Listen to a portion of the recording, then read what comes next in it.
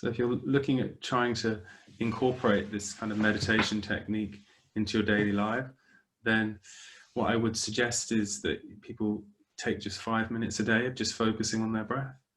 Just bring your attention to the breath. As you get distracted, return the attention to the breath. As you start to meditate, often your mind will create all sorts of obstacles to meditation. You'll start thinking of your to-do lists, you'll get bored, this is not working. These are all defenses of the mind to stop the meditative practice. The mind actually experiences it as a threat because the mind is so absorbed in narratives, it doesn't want them to end. You think that why does your mind allow you to be so full of stress and suffering? It's because your mind's so used to it, so wedded to it. And if you believe you are your thoughts, letting go of your thoughts is a profoundly challenging thing for the mind to face. So there will be obstacles when you sit to meditate. That's why everyone has a lovely time and really enjoys it, but then doesn't seem to integrate it. It's because the mind actually has this resistance to peace. So someone's asked here, can you explain if there is a difference between meditation and mindfulness? The one is a kind of extension of the other. I mean, meditation is the kind of technique of focusing on the breath or focusing on something at the exclusion of everything else. Mindfulness at the beginning stages is being aware of your environment, being aware of sounds and sensations. Meditation itself kind of moves on to mindfulness, so it's a kind of step beyond meditation, and mindfulness is a way we can bring meditation into our daily lives. So meditation, the technique of sitting and focusing and breathing, structured practice. Mindfulness is about bringing our attention into the present moment and bringing our attention onto awareness. And people talk a lot about meditation and mindfulness. There's actually other things that can be realized and looked at. This meditation pathway is a profound path that liberates the mind from suffering.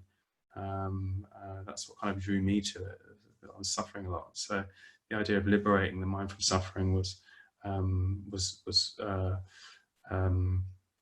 something that really drew me in. But actually it does, it really profoundly teaches us about the way the mind works and the way reality works, and it goes on to very deep layers. But meditation and mindfulness are two components that you can very easily integrate. And as I said at the end of the meditation, really, if you can't find the time to meditate, sitting down, do it as you're on your walk. If you just are aware, if you're in the moment and you're breathing, not even if you're focusing on your breath, if you're in the moment and you're aware of sounds and sensations and you're just in the now, that is mindfulness, and that is meditation. So there's really kind of no excuse. There's always an opportunity to meditate, whether you're sitting or running or whatever you're doing. So yeah, I'm glad everyone's found it useful. And yeah, the practice is very accessible. And often when we talk about some of the aspects of the practice and go into the theory of why it works and thoughts and you're not your thoughts and all of these kind of things, it can be quite challenging. But actually, if we always come back to the simple bones of meditation. Often I find that people that I'm teaching meditation to and these Eastern philosophy, some of the students that really understand and practice the very simple aspects often have the most benefit. Things like just returning the focus to the breath. If you just sit religiously for 20 minutes and every time your attention moves, you bring your attention back to the breath, your experience of meditation will become more profound. So yeah, there's lots of maybe complicated teachings that can arise from it, but these kind of simple practices, meditation and mindfulness, are very easy to do, and they yield wonderful results. Someone said, do you recommend meditating in the evening or morning? It is kind of personal. If you meditate in the morning, it becomes more habitual. So if you meditate in the evening, I mean, you've been to work, you've done this, you've done that, you come home, you're hungry. There's loads of obstacles in the way of sitting down and meditating. But in the morning, if you just set your alarm clock 10 minutes earlier, that's all you have to give this practice is just 10 minutes. It's just 10 minutes. If you can do 15, great. If you can do 20, great. Or if you can only take 5 minutes, just take 5 minutes. It's really just about bringing your mind to a state of rest and understanding how your mind's works. Because as you go through your day, you get sucked into your narratives, and you think you are your thoughts. And this is what causes the problems. You think your thoughts are very highly personalized. You're constantly worrying and fretting about things that are happening. And actually we're acting out conditioned responses that really have been laid down, when we were kind of 0 to 7. A lot of them that don't reflect, the available data that we have, the level of analysis that we have. Often we find we do things in our lives and we're like, why do I do that? Why do I think like that? Because you're not moving through your environment consciously. And this practice helps you liberate yourself from your conditioned mind. It liberates the mind from its primary conditioning and allows this kind of more wiser adult to start to present itself. And we all have that in us somewhere, where that kind of wise adult that knows what to be doing and when to be doing it, but it doesn't seem to integrate. And meditation actually helps it integrate, even for a very small, even for only doing 10 minutes a day. So someone asks, are hopes, dreams and ambitions contrary to the practice of acceptance? Is a really, really good question. Often people think that profound acceptance and desireless means you don't have dreams and ambitions. Actually, it's about not relying on the outcome of things. So when we fall into a profound state of acceptance, if I get a thorn in my hand, I'm not going to just accept that it's there and let it get infected. I'm going to pick it out because that's wise, and that's what I want to do. But what we're talking about when we're talking about liberating the mind from desire is this incredible thirst we have for experience. Like, I've got to have that, and if I don't have it, I'm going to go mad. Like, I need to have that relationship, and because I haven't got that, I'm tormented, and my life's never going to be what I want it to be because I need that job, or the COVID-19 is causing all this, blah, blah, blah, blah. There's all this tension that comes, and what we're talking about with desire is this incredible thirst we have, that this kind of negative thirst. Actually, what we find when we meditate and we allow the mind to fall into a state of desirelessness is that the mind expresses its highest potential, and you'll always act according to your nature. If you're a painter, you'll paint better. If you're someone who's a lawyer, you'll be more relaxed and a better lawyer. It's about expressing. It allows you to express your nature in a far more relaxed and comfortable way. If you notice how you see people play tennis, you see Federer play tennis, and there's a relaxation to it, and there's an enjoyment of the game. And then you see someone that really is frightened of winning or frightened of losing, and they don't play quite well. But when we're so fueled with desire, we get caught up in the real desire to achieve particular outcomes, that we thirst them so much because they validate us, and because we feel like we don't have them, that our lives are going to be devastated. It actually causes an anxiety that makes our performance, that undermines our performance. So it's a really, really good question. And I know it's very counterintuitive. You often think, well, actually, if I want to be the best that I can be, I've got to construct it and make it and chase it and make sure I'm getting everything that I want. And actually, where all these teachings arose from, these Eastern philosophies, these were people that had done all of that and realized that actually it doesn't work.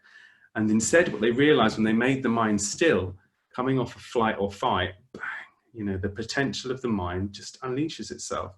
So before I did this, I was pretty non-functional. I had, treatment-resistant depression, and, was constantly absorbed in anxiety and stress and suffering about what I was doing and what I wasn't doing. And I had hopes and dreams that I wasn't quite getting to. And then I was getting demotivated and all this kind of stuff. And yet now I find my life has a looseness to it, where I am doing things that give me a sense of purpose. I'm still have the direction of my life, but I'm approaching it like Federer approaches tennis. I'm a little bit easier about it. I'm less grabby about it. I'm less invested in the outcome. I'm enjoying what I do, and I'm passionate about it, but I'm not consumed by making sure it achieves X, Y, and Z, because then that validates me and I get this, that, and the other, because that to me was a way of living that didn't work, and it doesn't work for most people. Someone says, I feel too relaxed a type.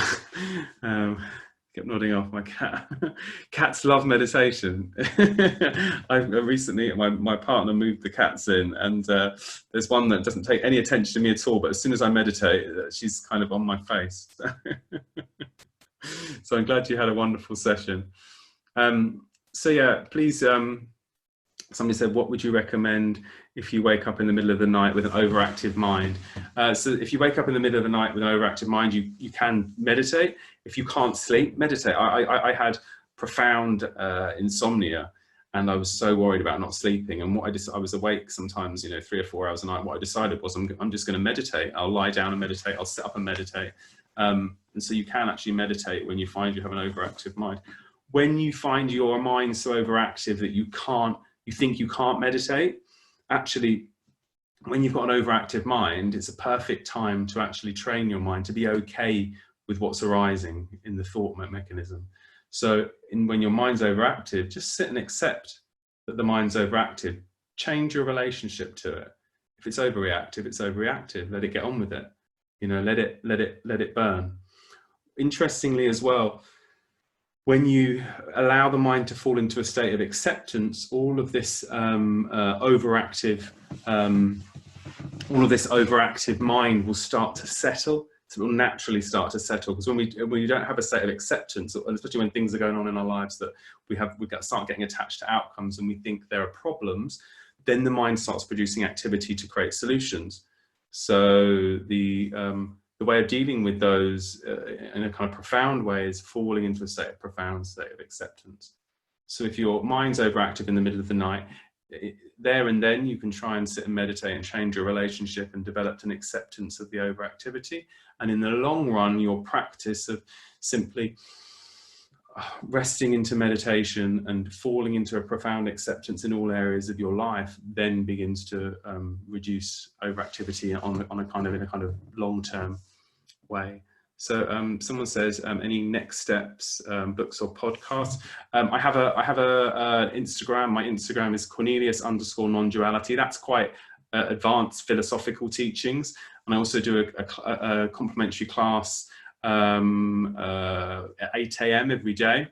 I can type here the handle. My handle for Instagram is Cornelius_non-duality, and my website is Bodhimaya, BODHIMAYA.com.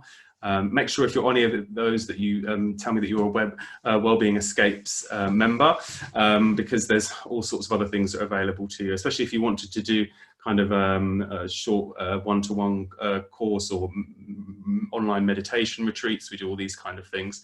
So yeah, you can get in touch with me via there, but the meditation class is complimentary, and you access that on the homepage. There's just a link, you click it every morning at 8 a.m. and that takes you to morning meditation. I'm hopefully planning to do some afternoon ones as well. So so hopefully that'll give you a good starting point. In terms of books, Power of Now is a really good book by Eckhart Tolle. It's a really great one to start with. Really, really simple. Really, I think that's probably the best place to start. So yeah, and like I said, my 8 a.m. meditation is really good if you're beginning with this type of stuff. We do go and move through the teachings quite quickly because that's the style of this teaching.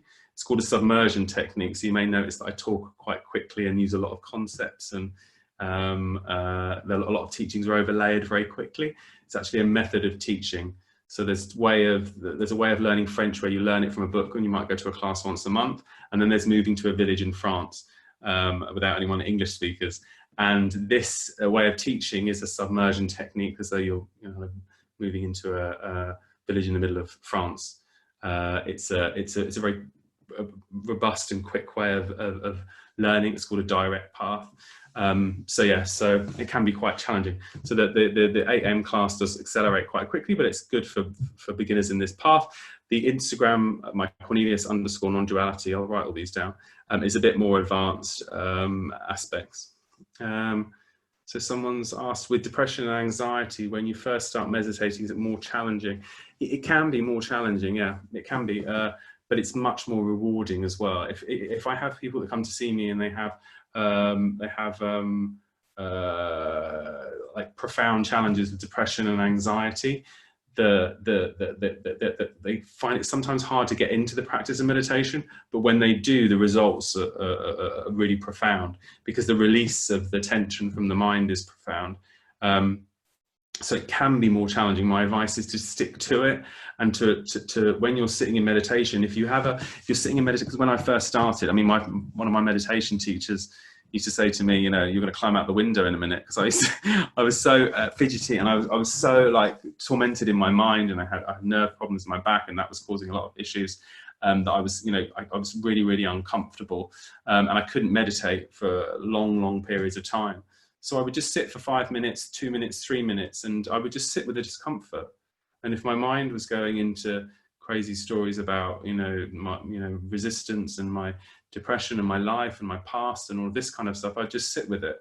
And this is actually how it's a profound meditation. Often people go, when they have meditation and they go into a state of stillness, they're like, wow, this is wonderful. And when they have a meditation where their thoughts are kind of, you know, really disturbed and creating a lot of anxiety, that they think this is a bad meditation, actually these meditations are wonderful because they allow you to work with those thought patterns and to sit. If you want to neutralize those thought patterns, you just learn to not play with them anymore. And that's what you're doing in meditation. As you sit, you're just sitting like this and breathing, as though you're not the least bit interested whether there's the profoundest form of depression arising or the greatest joy. That's real meditation, when you sit like this and just breathe and accept. So knowing this, it makes it easier to meditate when you're stressed and anxious and depressed, and shorten the meditation until you get a bit more comfortable with sitting. But yeah, my advice to you, if you do have depression, anxiety, or you do have stress or issues in your life that you're finding difficult to deal with, then meditation is a wonderful way of really helping you manage all of those things.